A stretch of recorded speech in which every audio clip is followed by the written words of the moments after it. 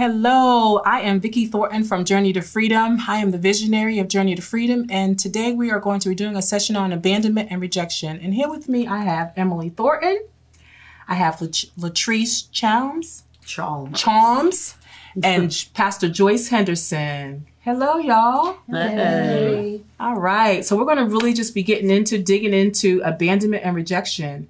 And we know a lot of people deal with that. So Pastor Joyce, go for it. Come on, let's talk about it. The spirit of rejection is refusing to accept people or validate them. It happens a lot to everybody. Everybody has some form of rejection in their life. The thing with us is when it becomes a consuming behavior where you start to push people away or think that people don't care for you, or and you build a wall around yourself where you don't want to be hurt, so you build this wall and you don't let people in.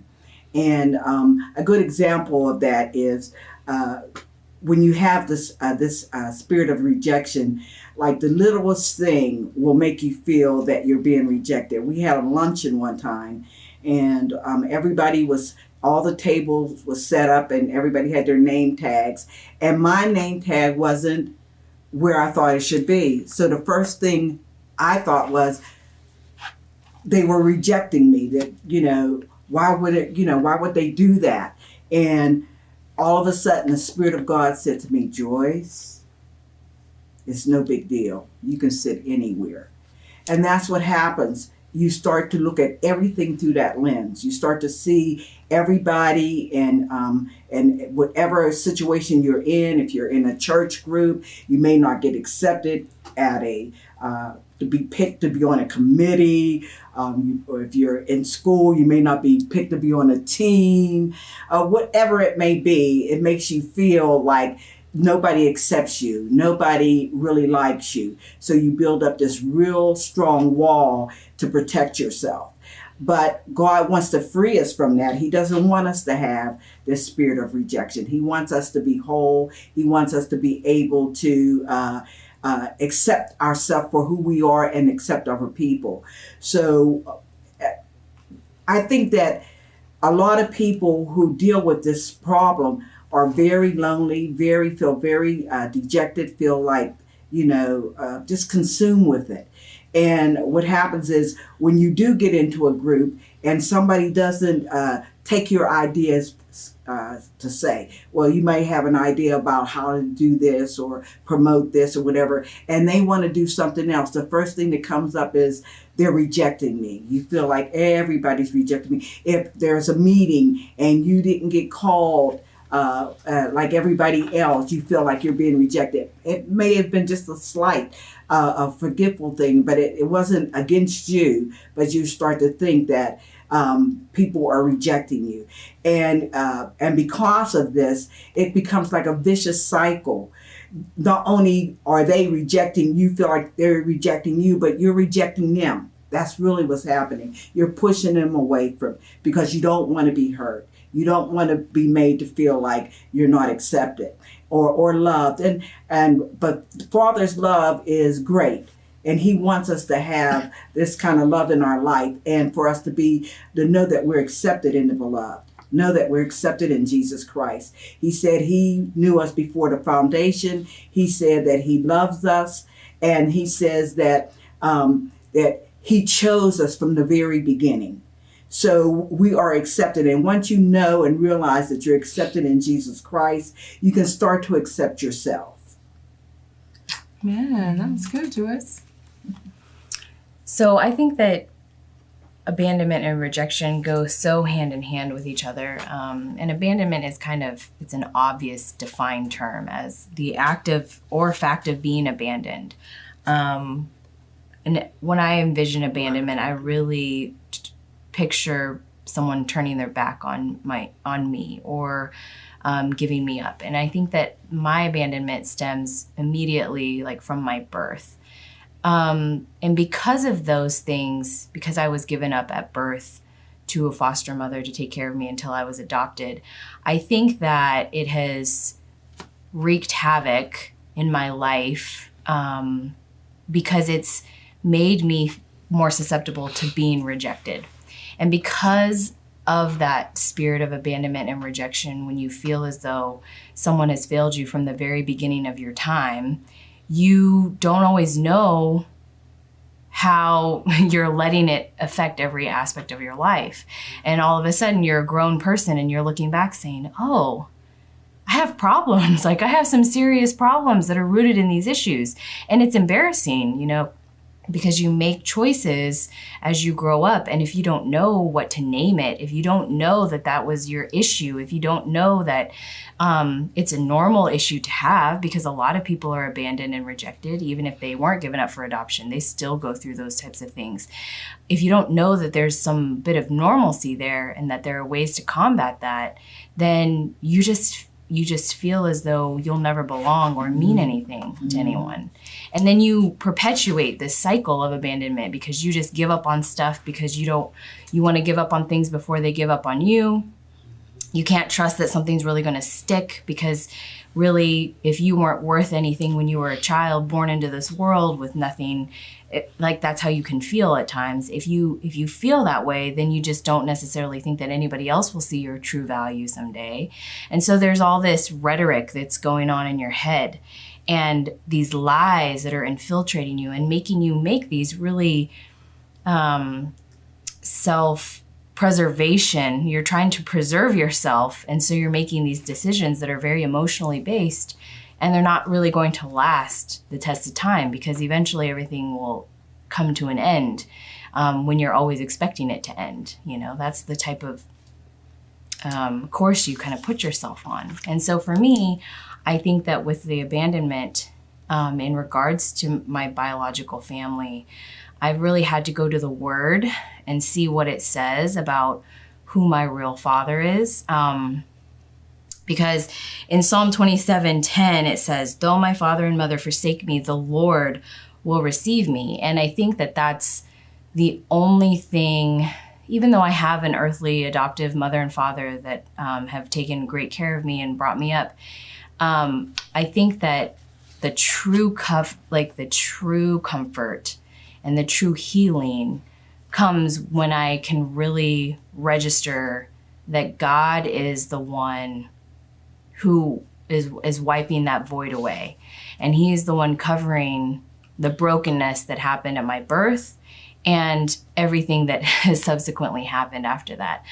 Because if you're really wrestling with the mother-father thing, that can really play out in all aspects of your family because your insecurity can really reign and dictate some of the choices that you make. So I know for me, my struggle to feel as though I belong in my family, to feel as though I have permanency, those types of things, they've really, I've taken a harder route because of that. And because I've let that voice live in my head. And so I want other people to know that there's nothing wrong with you. You just have to name it and you have to know it. And you have to know that really these are some two areas, rejection and abandonment are really two areas that can significantly just seep into just everything. And you don't even know what's happening because it's just so, it's just so invisible. Like some of these other things, like anger and bitterness, that can be like identified so quickly. But the way that rejection and abandonment comes and just seeps into everything, it's just kind of these sneaky, really bad spirits. Right. So it seems like it takes longer to figure out what's manifesting itself, to figure out, like you go to the root and say, oh, like years later, you're saying, oh, that was rejection. Oh, that was abandonment. You know, like there's not this big, huge blow up and you're like, oh, I have an anger problem. It's kind of like, oh, I'm really insecure. I really can't define why I cut myself off from these things. I really can't define why that triggers me to just turn and walk away from things. I can't really define, so for me, that's just been the struggle. And now I'm 30, But I would say that I didn't even start to grasp it until I was, late 20s, really, to get it. Yeah. I will be honest and say that really this group has opened my eyes to the feelings of abandonment that I had and the feelings of rejection. Me and Emily's story are pretty similar in reference to being either in foster care or adoption.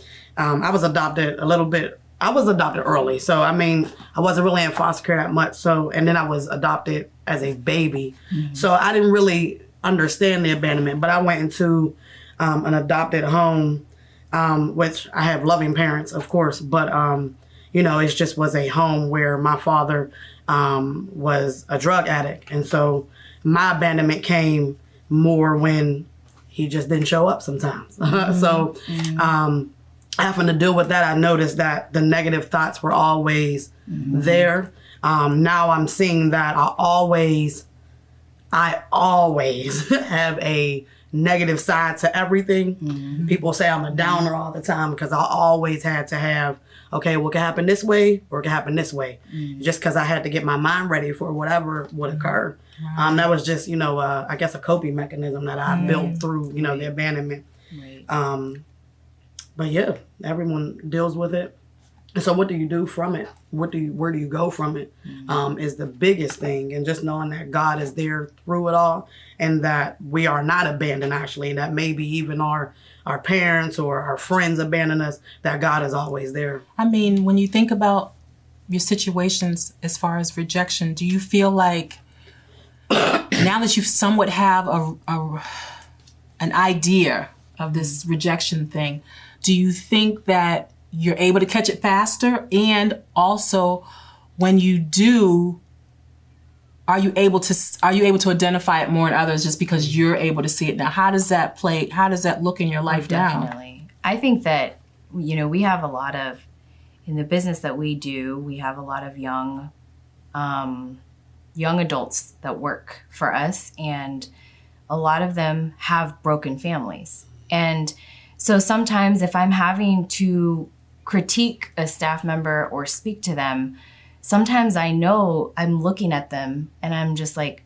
honey, I know what you're going through. It's not even what you think it is, And so sometimes I say, listen, I'm saying this to correct some behavior. I'm not saying this so that you will think that I'm rejecting you or that I'm turning my back on you. Because sometimes if you hear a negative comment from somebody, even if you need that to get better, you will interpret that as a form of rejection. Exactly. And then you'll immediately turn and just want to run away, Build that wall and they'll want to quit, or they'll want to, they'll just say, I'm done for the day or something. But sometimes if you address that issue first and you say, listen, you may have a tendency to struggle with this. I struggle with it myself. I found that the most times that I've gotten the best response from staff members, if you have to talk to them about this, it's admitting I struggle with this too, And so sometimes if they respond negatively to me, I feel rejected. So it's like this cycle that as long as you can put it on the table, that's a really important lesson that I've learned, because there are so many people experiencing it and they don't even know how to name it. And because of that, if you can just recognize it, there's like a piece that you can just kind of put in the conversation first and then move forward from there. And that's been definitely something that I know I would not have been able to identify 5 years ago. I would not have been able to pull that out of some people's situations and just release it out of mine too, and just admit it. Like, I don't have everything together. You think I'm the boss, but I don't have everything together. I feel things too, just like that. And when you say disrespectful things to me, I feel rejected too. And I know that that's not a good way to do things. So we have to fix it. And oftentimes what you'll find is their response is just kind of, oh, I didn't really think about that. And then they're okay, they're okay. And they're like, okay, and they accept it. And then you go on with your day. So that's how I've really identified rejection in a very clear way, more so now because we talk about it all the time. When you don't talk about it all the time, then you kind of just glaze over it. But But there's so many people out there, especially young people, if they have broken homes, one of the first lines of security that people feel is attachment to their mother and father. And if they have broken homes where they didn't get to grow up with their mother, or they didn't get to grow up with their father, there's just this innate brokenness in them. And I don't blame them, you know? And so we can better help them become better employees, and also just help them in their everyday lives if we can just have empathy and understand that where they are is where we've been. I think I deal with it more, just realizing or trying to realize the negative thoughts that I continue to have. And so I really do make sure or realize or try to realize that this is a plan, whatever God has planned for me, that this is part of the journey. And that pretty much that there's going to be times where we come to open doors, and there's going to be times where we come to closed doors. And that even though if we come to a closed door, that still is part of God's plan, and that He's working through us, you know, even in that closed door. It says in 2 Corinthians, and I spoke about it a little bit earlier, 2 Corinthians 10:4-5, but I'm just going to read part of it. It says, for the weapons of our warfare are not carnal, but mighty in God for pulling down strongholds, casting down arguments, and every high thing that exalts itself against the knowledge of God. When we let those negative thoughts and everything consume us, we're putting that in the place of God. We're letting that be the thing that dominates and control how we behave, how we think, how we talk, everything, and how we see through these lens. And he said you're supposed to cast down every argument, even ones that you make up for yourself. You know, just not what people give, but what you make up for yourself. We're to cast those down, especially if they're negative and they put themselves where God says one thing and our thoughts and our actions go contrary to that. Then that's when we know, you know, I'm fighting against God here, because He doesn't want this for me. He doesn't want. And how else are we going to deal with people? How else are we going to teach our children, you know, to love themselves and love other people if we don't have an idea of who we are and our character and our behavior? We have to be able to pull all those kind of thoughts down. It's hard because we're so used to reacting to negativity that comes into our lives. But every day we start to learn this on this journey. We start to see that we can grab those thoughts and all those things and cast them down and believe what God says in His Word. Right. Because He made us fully equipped to handle all. Amen. So just tell me a little bit about what you think, because of the result of you learning more about Journey to Freedom and more about what's not Journey to Freedom, but more about rejection and abandonment. How are those things affecting the way that you do things now? Just how is it affecting just some of the, you can even just tell us some of the things that you do because of you were adopted, because of some of the things that have happened in your life. What is it that you do differently? Because you know that rejection has been a part of who I am. Abandonment has been a part of who I am. Now, what am I doing? And how is God using that? I think that I want to talk to kids that are going through what I have been through. And I work now in foster care. We are certified foster parents. And I also work with a nonprofit so that I can help to educate families and give voice to the youth so that they can understand that what they feel, the emotions and the hardships and the negative thoughts that they go through, like that those are things that we have experienced as adult adoptees as well. And so I guess my feet move now with my understanding of rejection and abandonment in a way where I don't want other kids to come up not knowing their worth, not knowing where they belong, not knowing that they have unique, beautiful stories that have yet to be told. And I want to see them thrive, and I want to see their parents able to be better equipped so that they can really speak to the issues that these kids are going to struggle through, because they just are naturally going to struggle through it. There are certain things that are just made in us in the way that we're created. You know, we're just formed with certain natural bonds. And so my real thoughts and time and energy is really poured into this next generation. Right. I think I'm in the same spot. That's what I was going to say in reference to my own family, just trying to make sure that my son doesn't come up the same way or feel the same way in reference to, abandonment and rejection. God's placed me to work in CYF where I'm with kids that deal with this every day, and just wanting them to know that there's, I guess, a rainbow on the other side, that that it's going to be okay, and that, if your parents aren't there or are away or whatever happened, that it's going to be okay, Well, I was, my mother died when I was very young, so me and my sister were shuffled off to different aunts. And for me, just having this platform to be able to talk to people my age that are still scuffling, still dealing with this problem of abandonment and rejection, and being able to even reach to my grandchildren, which breaks my heart that when sometimes and their mothers are single and their fathers like kind of abandon the children, and just to be able to help the mothers understand, that you have to take time to explain things to your children. You have to take time, learn from us.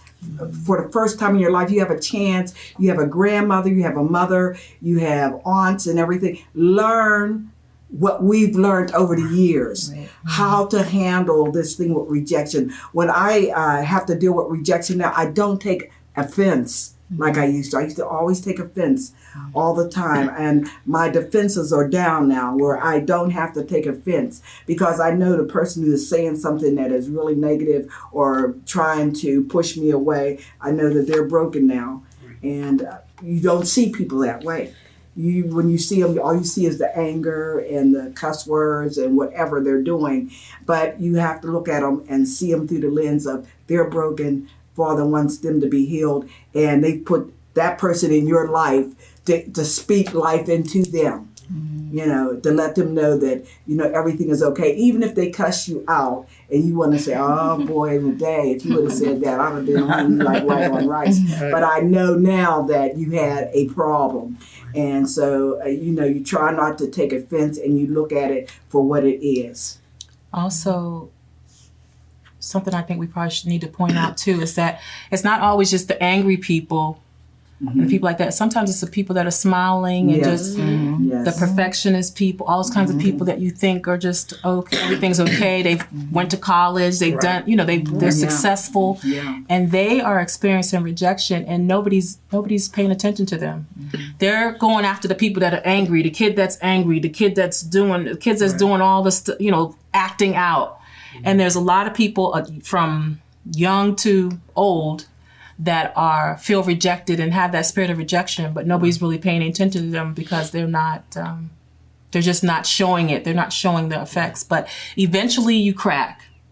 Eventually you crack, no matter, so because I know at the beginning we said that everybody experiences some form of rejection. So somebody that's gone to college is a perfectionist. I was this person was perfectionist. I got all straight A's. I did everything right. I want blah, blah, blah, this. And why were you doing those things? Who were you trying to please? Yeah. Who were you trying to please? Who were you trying to be your best for? Were you doing it for yourself, or were you just doing it because you just had to be the best, and you wanted to be accepted by everybody? You wanted your grandparents and your mother and your father, everybody to just be proud of you because you've done everything right. And there's nothing wrong with doing those things, but we're just saying that sometimes when you're trying to be the people pleaser and trying to be that pleaser, then that's a form of rejection, because you're rejecting who you are as an individual and who God made you, and not accepting yourself for exactly who God made you, because he loves you so much. So we got a few more minutes, about 3 minutes left. So anybody just want to give a couple words they want to say out to the people just about rejection?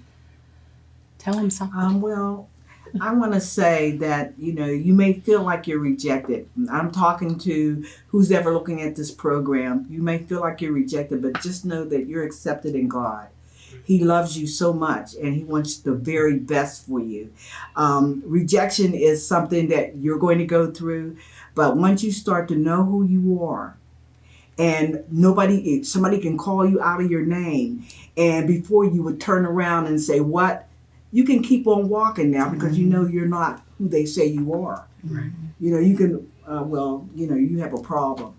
And so you can start to know who you are in Christ and start to love yourself so you can love other people. That's what God wants. He said we are to love him with our whole heart, soul, and mind, and love our neighbor. Yes, that doesn't mean the person next door per se. It could be the lady that you get on the bus and sit next to. It could be somebody in the grocery store. Even when you're in Aldi's and somebody's looking for a cart and they want to give you a quarter, you don't have to take the quarter, just give them the cart. I mean, just to show the love of God. That's what we were created for, to worship him and show the love. Right. Mm-hmm. I just want to say never give up and always try again. You never truly fail unless you stop trying. Mm-hmm. And it's always too soon if you quit. Absolutely. I think that the best thing that I found was I live by this verse because there has been so much insecurity that has surrounded me in my life. And Jeremiah 29:11 says, "For I know the plans I have for you, declares the Lord, plans to prosper you and not to harm you, plans to give you hope and a future." And I know that there have been times in my life where I have been depleted of hope because of this thing. And because I didn't know how to work through it. But that promise in Jeremiah that the Lord says is so true. And those are words to live by. Mm-hmm. So I just encourage you to really dig into what God has to say about you. Amen. Amen. Well, I told you guys it was going to be good, and it was good. Journey to Freedom. This whole thing, first let me just say this whole thing about abandonment, and rejection, you have to decide that Eleanor Roosevelt said this. I won't take the credit. She said that no one can make you feel inferior unless you let them. So you don't let people make you feel any kind of way. You go by what the word of God says. And what God says about you is that he loves you and that you're beautifully and wonderfully made and that he wants and has the best for you. So know that we love you. We are Journey to Freedom. Blessings and peace. God bless you.